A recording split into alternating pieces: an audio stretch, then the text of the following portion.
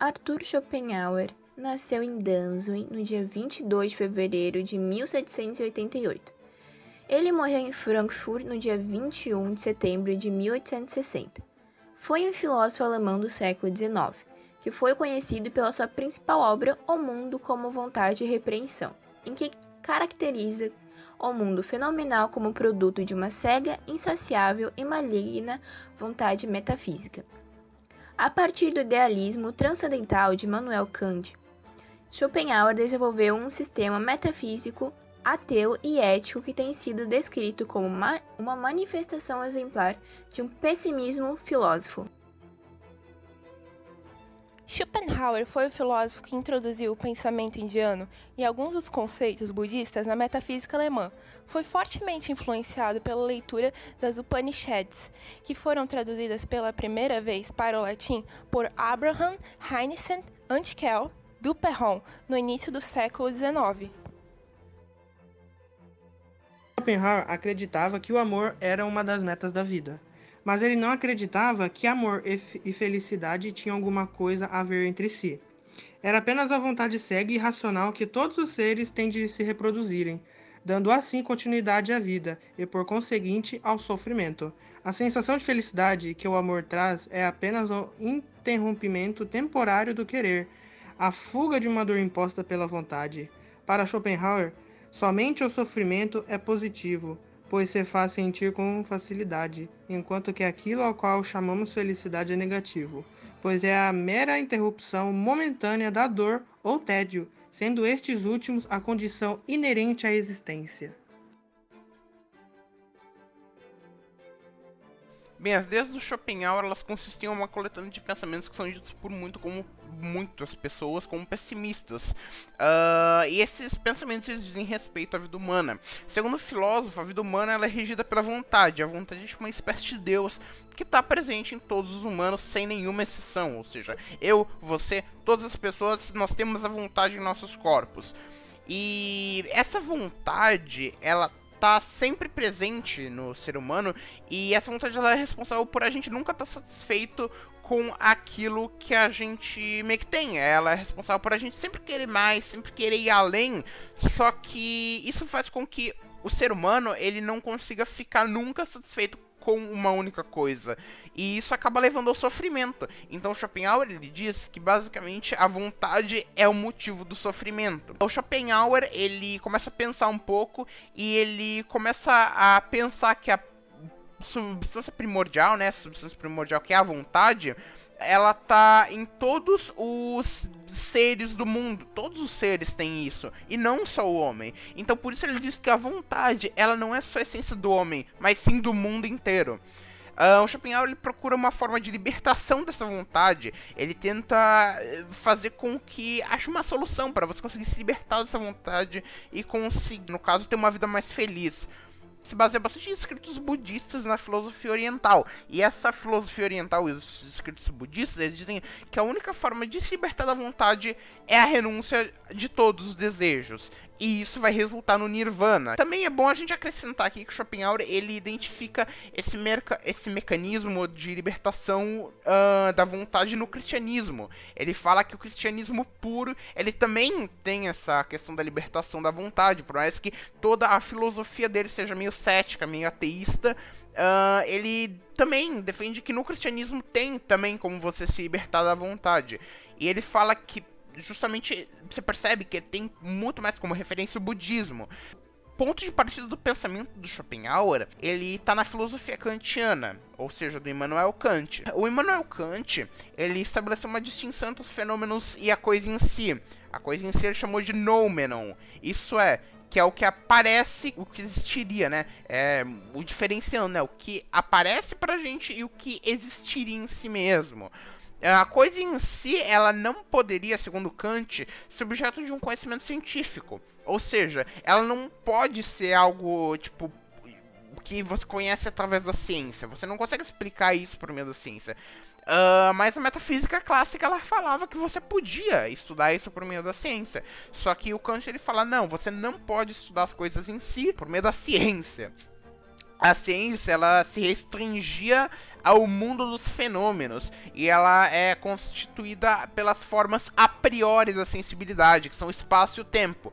Ou seja, a ciência, ela é sobre o que você consegue enxergar, e não sobre o que está no mundo, tipo, o que está fora do nosso mundo, que a gente não consegue perceber. Tipo, o espaço e o tempo, você consegue perceber que tá passando o tempo, você consegue perceber todo o lugar onde você está. Porém, tem coisas que não dá pra explicar com a ciência. É isso que o Kant quer dizer. Coisas exteriores ao nosso mundo, coisas exteriores ao espaço e ao tempo, que não são explicáveis pela ciência. Justamente pelas categorias do entendimento, que é como a categoria da causalidade, ele explica isso. Das distinções do Schopenhauer, ele conclui que o mundo ele não é mais do que representações entendidas por ele, no primeiro momento, como sínteses entre o subjetivo e o objetivo, entre a realidade exterior e a consciência humana. Ele afirma isso no livro dele, O Mundo como Vontade e Representação. Por mais maciço e imenso que seja esse mundo, a existência do mundo depende em qualquer momento apenas de um fio único e delgadíssimo, que é a consciência em que ele está aparecendo. Ou seja, com isso a gente consegue entender que no caso o mundo ele só depende nada mais nada menos do que da consciência onde ele tá. Ele depende da consciência que tá vendo ele. Ele depende nada mais nada menos do que do indivíduo. Sem indivíduo não existe mundo. Se não existissem indivíduos no nosso mundo, não existiria mundo. Porque a gente tem que ter uma consciência para existir o mundo. É isso que ele está tentando argumentar. Ele está tentando falar que você precisa saber que você está no mundo. Você precisa conhecer o mundo. Senão o mundo não existe. E isso faz sentido. Porque tecnicamente, se a gente parar para pensar, se nós não conseguíssemos enxergar o mundo que está ao nosso redor, se a gente não conseguisse saber que a gente está no mundo, o mundo não existiria para a gente, para mais ninguém. Se ninguém conseguisse fazer isso. Mas como a gente consegue saber que a gente está em um certo local, a gente tem noção de espaço, de tempo, a gente consegue saber que a gente está no mundo e que o mundo existe. É basicamente isso. No sistema de Schopenhauer, vontade é a raiz metafísica do mundo e da conduta humana. Ao mesmo tempo, é a fonte de todos os sofrimentos. Sua filosofia é, assim, profundamente pessimista, pois a vontade é concebida em seu sistema como algo sem nenhuma meta ou finalidade, um qualquer irracional e inconsciente. Sendo um mal inerente à existência do homem, ela gera dor, a necessária inevitavelmente, sendo aquilo que se conhece como a felicidade, por conseguinte, apenas a interrupção temporária de um processo de infelicidade e somente a lembrança de um sofrimento pesado criará a ilusão de um bem presente.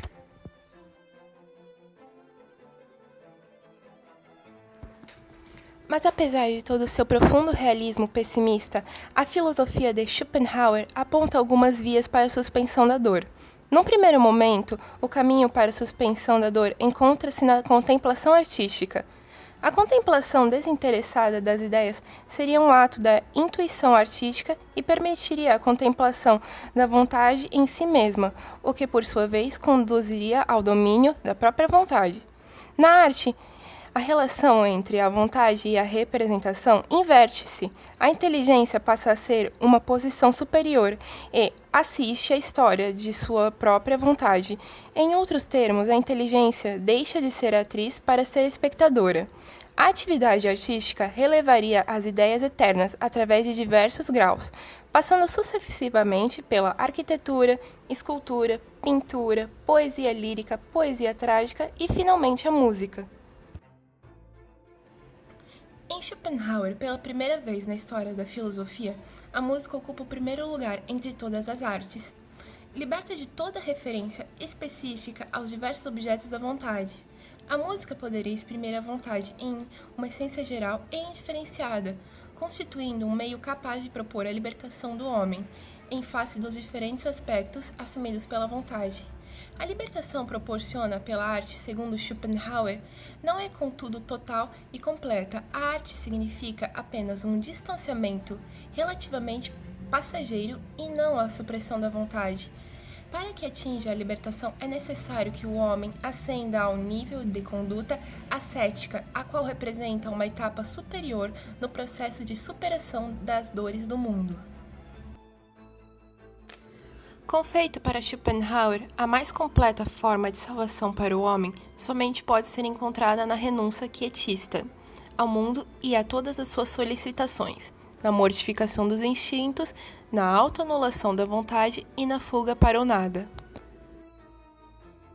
Algumas de suas principais obras são Sobre a Raiz Quádrupla do Princípio e da Razão Suficiente, de 1813, Sobre a Visão e as Cores, de 1815, O Mundo como Vontade e Repreensão, de 1819, Sobre a Vontade da Natureza, de 1836, Os Dois Problemas Fundamentais da Ética, de 1841, Parerga e Paralipomena, de 1851, Metafísica do Amor, Metafísica da Morte, A Arte de se fazer respeitar, A Arte de se insultar, Sobre o ofício do escritor, A Arte de ter razão, A Arte de ser feliz, A Arte de lidar com as mulheres, As dores do mundo, Sobre a vida universitária, Sobre o fundamento da moral, Sobre a liberdade de vontade.